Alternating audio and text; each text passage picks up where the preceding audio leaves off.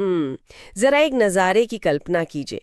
France की सबसे सुरक्षित जेलों में से एक है रियो जेल। बिल्कुल सुपर मैक्स सिक्योरिटी वाली जेल। हाँ, मतलब 17 फीट ऊंची कंक्रीट की मजबूत दीवारें, हर तरफ कटीले तार और 24 घंटे वहां अचूक स्नाइपर्स तैनात रहते हैं। राइट। और सबसे बड़ी बात, आसमान से कोई परिंदा भी पर ना मार सके, इसलिए उन्होंने पूरी जेल के ऊपर एक खास एंटी हेलीकॉप्टर नेट बिछा रखा है। सब कुछ पूरी तरह से सील है। जमीन से लेके आसमान तक कोई रास्ता नहीं है। एग्जैक्टली लेकिन फिर भी एक दिन अचानक आसमान से एक हेलीकॉप्टर आता है, जेल के अंदर उतरता है और देश का सबसे कुख्यात कैदी वहां से उड़ जाता है। Oh wow. मतलब ये बिल्कुल किसी हॉलीवुड एक्शन फिल्म के क्लाइमैक्स जैसा लगता है। तो आज के इस गहन विश्लेषण में हमारा मिशन यही समझना है कि कैसे हॉलीवुड फिल्मों ने फ्रांस के पब्लिक एनिमी नंबर 1 रेडॉन फेद के अपराध के तरीकों और उसकी मशहूर जेल ब्रेक्स की पूरी पटकथा लिखी। और मैं बता दूं कि ये कहानी जितनी चौंकाने वाली है, मनोवैज्ञानिक नजरिए से उतनी ही अजीब भी है। हाँ, वो तो है। क्योंकि हमारे सामने जो स्रोत सामग्री है वो बहुत साफ तौर पर दिखाती है कि ये इंसान केवल पैसे या किसी मजबूरी के लिए अपराध नहीं कर रहा था। राइट। यहाँ कुछ और ही चल रहा था। एक अजीब सी भूख थी, कैमरे की चमक, सुर्खियों और शोहरत की भूख। मतलब उसका हर कदम इस तरह से डिजाइन किया गया था जैसे वो कोई अपराधी नहीं बल्कि एक फिल्म डायरेक्टर हो जो अपनी अगली ब्लॉकबस्टर हिट देने की तैयारी कर रहा हो। Okay, let's unpack this. चलिए इसे थोड़ा और गहराई से समझते हैं। ये सब शुरू कहाँ से हुआ? तो अगर हम शुरुआत देखें तो ये कहानी क्रेल नाम के इलाके से शुरू होती है, जो उस समय काफी गरीब और क्राइम वाला इलाका माना जाता था, राइट? बिल्कुल। और रेडॉन फेद वहीं का रहने वाला था। स्रोत बताते हैं कि बचपन में जब उसके पिता को उसकी चोरियों के बारे में पता चला तो उन्होंने उसे बेल्ट से बहुत बुरी तरह पीटा था। बाप रे। लेकिन हैरानी की बात यह है कि उस मार का उस पर कोई असर नहीं हुआ, उसने अपराध नहीं छोड़ा। हाँ, क्योंकि मुझे लगता है कि उसके दिमाग में एक गली के छोटे मोटे चोर की छवि थी ही नहीं। सही कहा। मतलब उसकी प्रेरणा उसका वो गरीब माहौल नहीं था, बल्कि सिनेमा था। अमेरिकन गैंगस्टर मूवीज और फ्रेंच क्राइम थ्रिलर्स। एग्जैक्टली। फिल्में जैसे स्कारफेस, द गॉडफादर और कसीनो, वो इन फिल्मों को सिर्फ टाइम पास के लिए नहीं देखता था, वो इन्हें एक ट्यूटोरियल की तरह लेता था। मतलब एक सिनेमैटिक सिलेबस। हाँ बिल्कुल। इन फिल्मों ने उसके दिमाग में ये बात बैठा दी थी कि एक गैंगस्टर कोई बुरा इंसान नहीं होता, वो एक स्टाइलिश, पावरफुल और एक एंटी हीरो होता है। और उसने इस बात को कितनी गंभीरता से लिया, इसका अंदाजा इसी बात से लग जाता है कि वो सच में अपनी डकैतियों के दौरान फिल्मों के डायलॉग बोलता था। हाँ, ये हिस्सा बहुत ही क्रेजी है। मतलब एक वाकया है जहां उसने एक बैंक रॉबरी के दौरान 1984 की मशहूर फ्रेंच फिल्म मिस्रीन का डायलॉग बोला। क्या कहा था उसने? उसने कहा, चुप रहो, मैं जो कहता हूं वो करो, अपने बच्चों के बारे में सोचो। वाह, बिल्कुल फिल्म के सीन की तरह। और पता है सबसे अजीब बात क्या है? इस पूरी फिल्मी नौटंकी के बाद उसे और उसके गैंग को उस बैंक से कितने पैसे मिले? कितने? सिर्फ 2400 फ्रैंक्स। अरे बाप रे, सिर्फ 2400 फ्रैंक्स। हाँ, यही तो इस कहानी का सबसे बड़ा विरोधाभास है। वो रकम बहुत मामूली थी, लेकिन फैद के लिए वो डकैती पैसे के बारे में थी ही नहीं। तो फिर किस बारे में थी? वो परफॉर्मेंस के बारे में थी। यहाँ सबसे दिलचस्प बात यह है कि शुरुआत में वो अपराध को एक कला मानता था, एक आर्ट फॉर्म। हाँ, फिल्मों की तरह। उसने नॉन वायलेंट यानी अहिंसक तरीके अपनाए थे। उसे लगता था कि खून खराबा उसकी इस कला को बर्बाद कर देगा। मैं सोच रही थी ये मुझे किसी मेथड एक्टर की तरह लगता है। Method actor?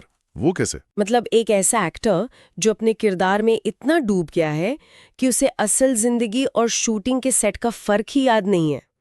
बिल्कुल सही एनालॉजी है। जैसे एक ज्वेलरी स्टोर की डकैती में उसने और उसकी टीम ने मशहूर राजनेताओं के चेहरे वाले रबर मास्क पहन रखे थे, जो कि सीधे सीधे पैट्रिक स्वेजी की 1991 की फिल्म पॉइंट ब्रेक का सीन है। एग्जैक्टली। और जाते वक्त फैड ने उसी फिल्म का मशहूर डायलॉग भी बोला। क्या डायलॉग था? उसने कहा, thank you very much ladies and gentleman and please don't forget to vote. क्या बात कर रहे हैं? सच में। तो मतलब सिर्फ डायलॉग बोलने और मास्क पहनने से उसे वो थ्रिल मिल रहा था। हाँ, लेकिन जैसा कि होता है, सिर्फ रबर मास्क पहनने से लंबे समय तक संतुष्टि नहीं मिलती। राइट। अब उसे हॉलीवुड की तर्ज पर एक असली मास्टर क्लास चाहिए थी, और वो मास्टर क्लास उसे मिली 1995 में। 1995? जब मैंने स्रोत सामग्री में इस साल का जिक्र पढ़ा तो मुझे लगा कि शायद उसने किसी बड़े अपराधी से हाथ मिला लिया होगा। नहीं, उसकी जिंदगी की दिशा बदलने वाली चीज कोई इंसान नहीं बल्कि एक और फिल्म थी। माइकल मान की आइकॉनिक फिल्म हीट। ओहो, हीट। हाँ, और कहा जाता है कि उसने इस फिल्म को 100 से ज्यादा बार देखा। यहीं से उसका अपराध एक बहुत ही खतरनाक मोड़ लेता है। 100 बार? ऐसा क्या था उस एक फिल्म में जिसने फैद के काम करने का पूरा तरीका ही बदल दिया? देखिए, हीट कोई आम एक्शन फिल्म नहीं है।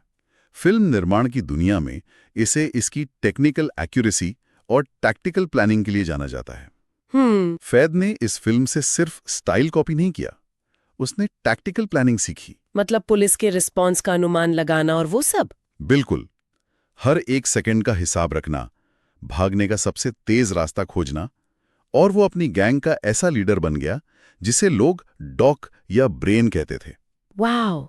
वो डकैती से पहले बाकायदा अपनी टीम की ऐसे क्लास लेता था जैसे कोई फिल्म डायरेक्टर अपने क्रू को सीन समझा रहा हो। और फिर 1997 में उसने इसी फिल्म का एक सीन असल जिंदगी में उतार दिया, है ना? हाँ, 1997 में उसने हॉकी मास्क पहनकर अपने साथियों के साथ एक आर्मर्ड ट्रक यानी कैश वैन पर हमला किया, बिल्कुल वैसे ही जैसे रॉबर्ट डी नीरो की गैंग ने फिल्म में किया था। Exactly the same way. लेकिन यहीं पर मेरा एक सवाल है।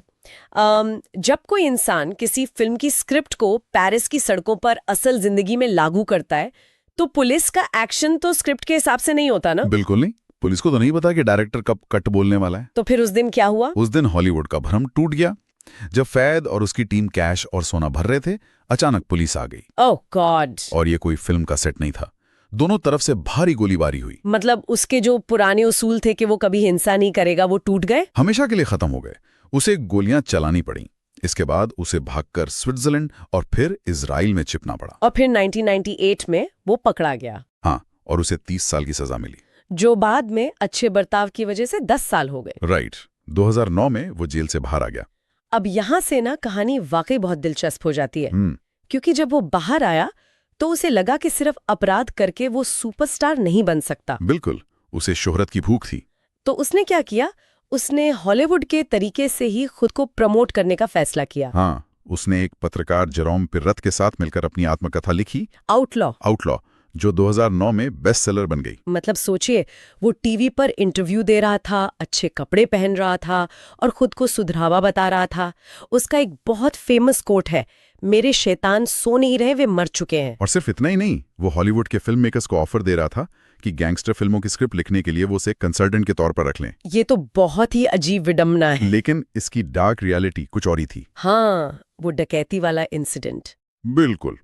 जब वो टीवी पर सेलिब्रिटी बनके ऑटोग्राफ दे रहा था ना, उसी वक्त उसकी गैंग 16 मिलियन कैश लूटने की कोशिश कर रही थी। और उसमें एक पुलिस अफसर की जान चली गई थी। हाँ, 26 साल की पुलिस अफसर ऑरेली फॉकेट। और फैद इतना शातिर था कि उसने टीवी पर आकर इस घटना पर एक पुलिस एक्सपर्ट की तरह अपनी राय भी दी। My God! मतलब ये जानकर रोंगटे खड़े हो जाते हैं। वो भी तब जब वही उस पूरे अपराध का मास्टरमाइंड था। तो क्या इसमें समाज का भी दोष नहीं है?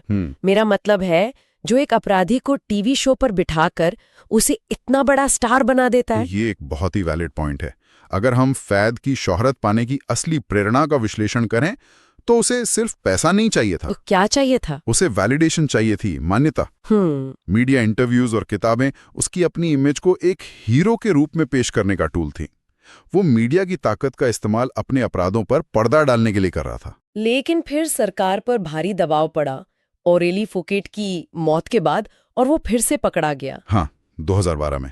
और इस बार उसे 53 साल की लंबी सजा सुनाई गई। 53 साल, मतलब लगभग पूरी जिंदगी। उसे सेक्वेडन जेल में डाल दिया गया। राइट। लेकिन किताब और टीवी इंटरव्यू से मिली शोहरत भी उसके क्रिमिनल दिमाग को शांत नहीं कर पाई। बिल्कुल नहीं। जब वो दोबारा पकड़ा गया तो उसके लिए जेल कोई सजा काटने की जगह नहीं थी, बल्कि वो उसकी अगली एक्शन फिल्म का सेट बन गई थी। हाँ, अगर हम इसे बड़े परिप्रेक्ष्य से जोड़कर देखें तो ये जेल ब्रेक्स सिर्फ भागने की योजनाएं नहीं थी, ये फैद्स द्वारा डायरेक्ट किए गए सिनेमैटिक मास्टरपीस थे। जैसे वो 2013 का जेल ब्रेक, सेक्वेडन जेल से। हाँ, उसकी पत्नी विजिटिंग रूम में आई थी और उसने टिश्यू पेपर में छिपाकर कुछ दिया था उसे। PETN। हाँ, PETN। मतलब कोई सोचेगा कि टिश्यू पेपर में क्या ही बम आ जाएगा। लेकिन PETN बहुत खतरनाक होता है और उसने उसी विस्फोटक का इस्तेमाल करके जेल के 5 दरवाजों को ब्लास्ट कर दिया और 4 गार्ड्स को बंधक भी बना लिया था। एग्जैक्टली। वो मनोवैज्ञानिक दबाव बनाने में माहिर था। उसने उन गार्ड्स को ह्यूमन शील्ड यानी मानव ढाल की तरह इस्तेमाल किया ताकि वॉच टावर पर बैठे स्नाइपर गोली न चला सके। और वहां भी उसने एक फिल्मी डायलॉग मारा था। हाँ, गार्ड्स को फुसलाते हुए उसने कहा था 1300 यूरो के लिए हीरो मत बनो, अपने बच्चों के बारे में सोचो। बिल्कुल वही पुराना मिस्रीन फिल्म वाला चार्म। लेकिन वो 6 हफ्ते बाद एक होटल से पकड़ा गया और फिर उसे भेजा गया रेओ जेल, देश की सबसे सुरक्षित जेल, जिसके बारे में हमने शो की शुरुआत में बात की थी। हाँ, 17 फीट ऊंची दीवारें और एंटी हेलीकॉप्टर नेट। लेकिन फैद के गैंग ने 2018 में जो किया वो इतिहास की सबसे दुस्साहसिक जेल ब्रेक थी।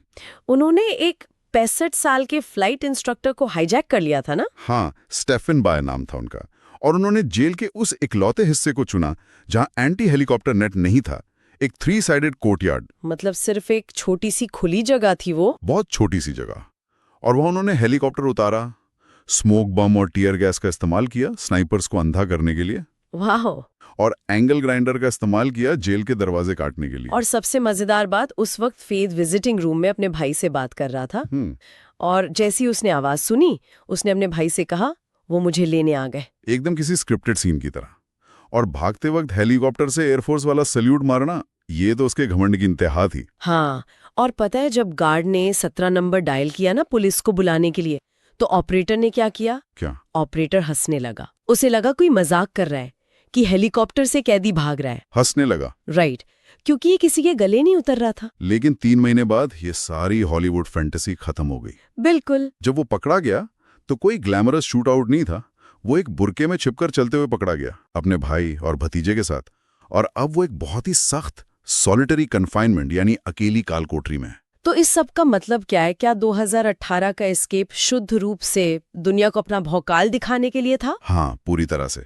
देखिए, अगर हम चर्चा को समेटें तो रेड ऑन फेथ की कहानी एक खतरनाक लूप है। लूप? हाँ, फिल्मों ने उसके अंदर अपराध को प्रेरित किया, अपराध ने एक किताब और सेलिब्रिटी स्टेटस को जन्म दिया, और फिर उस शोहरत के घमंड ने इतिहास की सबसे नाटकीय जेल ब्रेक्स को अंजाम दिया। तो अब वो एकदम अकेला है। एग्जैक्टली। और यहां मैं एक सवाल छोड़ना चाहूंगा। बताइए। अगर कोई इंसान अपनी पूरी जिंदगी हॉलीवुड के काल्पनिक किरदारों को कॉपी करने में बिता देता है, और अब जब वो एक बेहद सुरक्षित काल कोठरी में बिल्कुल अकेला बंद है, जहां उसे देखने वाला कोई दर्शक नहीं है, कोई कैमरा नहीं है, कोई तालियां बजाने वाला नहीं है, बिल्कुल, तो क्या वो खुद भी जानता है कि असली रेड ऑन फेथ कौन है, या वो अब भी किसी फिल्म के खत्म होने के इंतजार कर रहा है? बिना कैमरे के, बिना ऑडियंस के वो इंसान है कौन? ये सच में रोंगटे खड़े कर देने वाला विचार है। इसी विचारोत्तेजक सवाल के साथ हम आज की इस चर्चा को यहीं समाप्त करते हैं। अगली बार फिर मिलेंगे एक नए गहन विश्लेषण के साथ।